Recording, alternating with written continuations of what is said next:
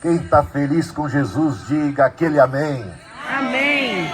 Este é o dia que o Senhor nos fez, dia de alegria, dia de cânticos, dia de celebrar o Deus da vida, o Deus da salvação, o Deus da redenção, o Deus que enviou Jesus Cristo a esse mundo para dar a sua vida, para doar-se. Cristo que fez, ele deixou o céu, ele deixou o conforto, ele deixou os seus privilégios, as suas prerrogativas, inclusive divinas, para estar conosco, para nos amar e para nos servir. O maior de todos veio para servir. E ele depois foi deixando seus discípulos. Ele foi deixando gente como Pedro, como João, como Tiago, como Paulo, como Francisco de Assis, como tantos outros, ao longo de toda a história. E louvamos a Deus, porque 60 anos atrás, esse casal que aqui está, meus tios, que privilégio, que honra. Eu vou dizer para vocês, eu tenho orgulho, então peço perdão se isso é pecado, eu acho que não, de tê-los como meus tios. Eles disseram sim para Jesus, eles disseram sim para o chamado de tomar a cruz, de seguir o crucificado, de negar a si mesmo. Eles podiam seguir a vida deles, buscarem o sucesso, buscarem o conforto, buscarem o bem-estar, viverem como tantos outros de maneira egoísta, que olham para si, que só pensam em si, mas o que eles fizeram foi entregar as suas vidas ao Senhor da vida e a colocarem-se ao serviço dele. E como Maria disseram, cumpra-se em mim o teu desejo, ó Senhor. E eles passaram a viver para os outros, passaram a viver para o reino de Deus, buscar o reino de Deus em primeiro lugar. E eu pergunto para vocês, será que vale a pena isso? Hein? Será que vale a pena? Será que foi em vão? Quem pode levantar a mão? Quem pode ficar em pé e dizer assim, não foi em vão? Sabe, tem um texto da Bíblia, Salmo 126. Vou ler só 2 versículos, os 5 e o 6. Salmo 126, versículos 5 e 6. Os que com lágrimas semeiam, com júbilo ceifarão. Quem sai andando e chorando enquanto semeia, voltará com júbilo, trazendo seus feixes. Eu vou dizer para vocês, eu sou parte desse feixe, desses dois aqui. Desde criança eles me inspiraram a ser crente, mas não qualquer crente. Não crente da boca para fora, mas ser um discípulo de Jesus Cristo. Alguém que tem o temor do Senhor. Porque quando a gente olha para eles, o que a gente aprende? Eis aí um casal que honra o nome bendito de nosso Senhor Jesus Cristo.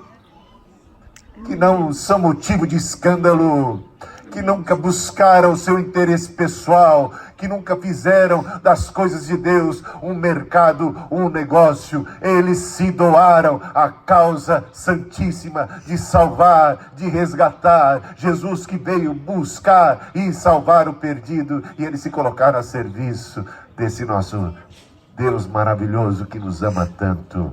E eu faço parte desse feixe. Eu sei que ao longo da carreira deles, eles derramaram muitas lágrimas, eles fizeram um sacrifício, eles pagaram um preço, assim como nosso Senhor Jesus. Não é fácil, a vida não é fácil a missão, a tarefa é árdua, exige de nós, nos consome.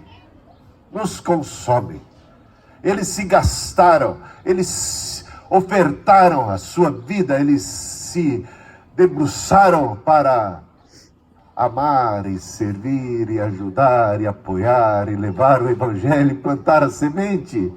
E foram anos e anos, e ao longo disso, a gente pode dizer, houve lágrimas, mas nunca é lágrima do desanimado, não é a lágrima do chorão, não é a lágrima do murmurador, é a lágrima do trabalhador.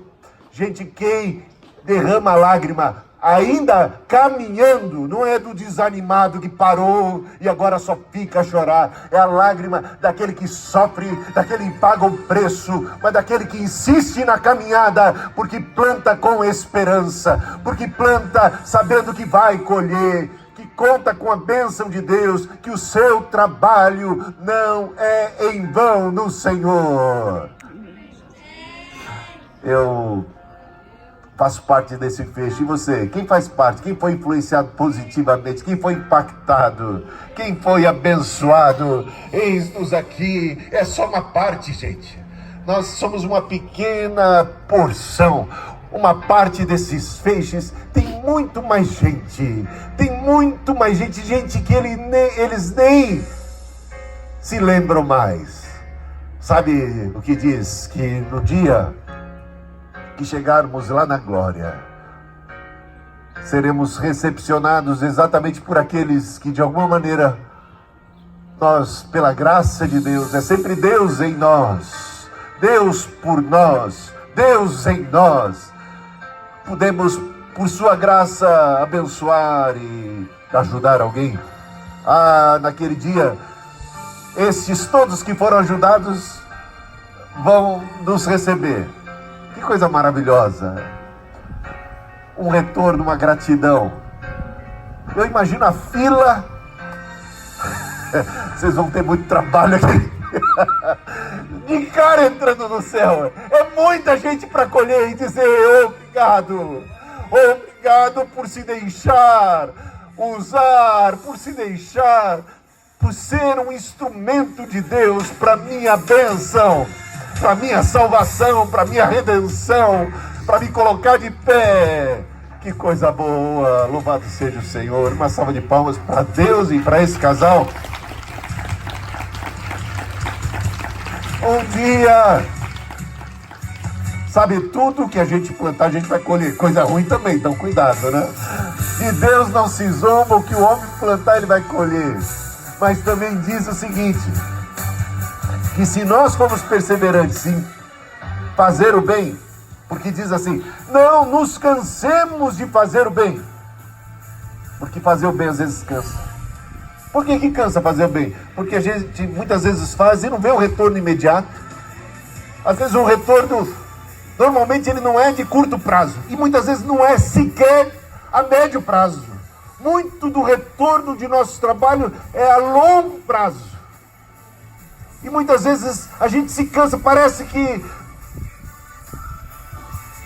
não vale a pena, parece que tem sido em vão.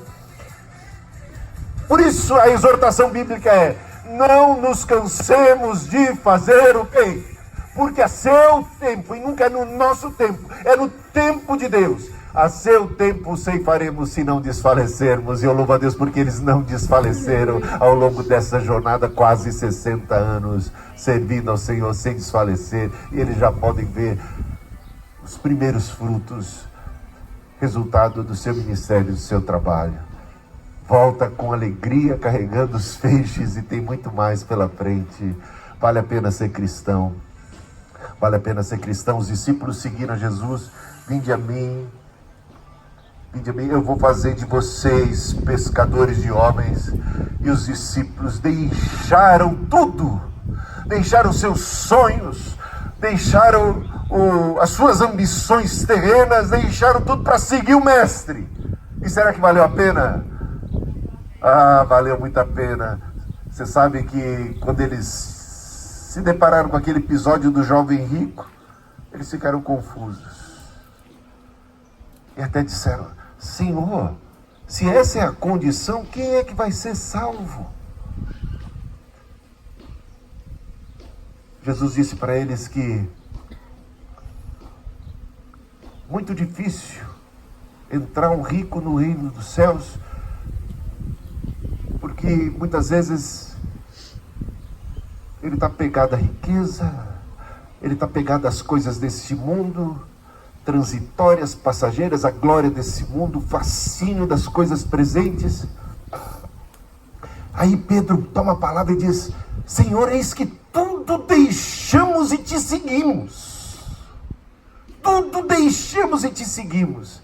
E aí Jesus diz uma frase maravilhosa: não há quem tenha deixado pai, mãe, familiares, quem tenha deixado casa ou qualquer outra coisa desta vida, por melhor que seja, por amor de mim, do Evangelho, que não receba já nesta vida 100 vezes mais em mães, em pais, em filhos, em irmãos, em casas. E ele também colocou com perseguições.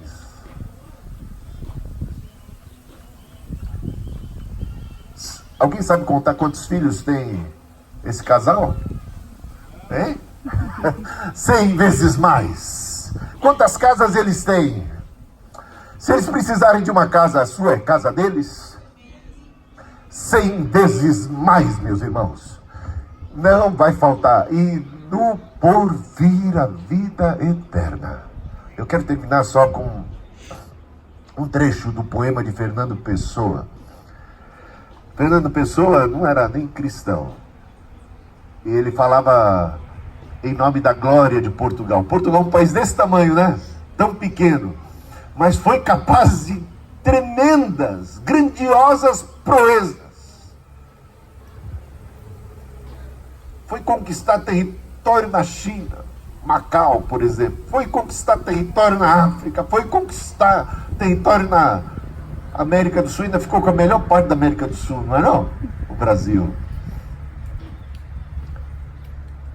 Tão poucos marinheiros, tão poucos soldados, tão poucos portugueses, mas eles eram desbravadores dos mares, dos oceanos, destemidos. Vasco da Gama, não é o time, é o cara.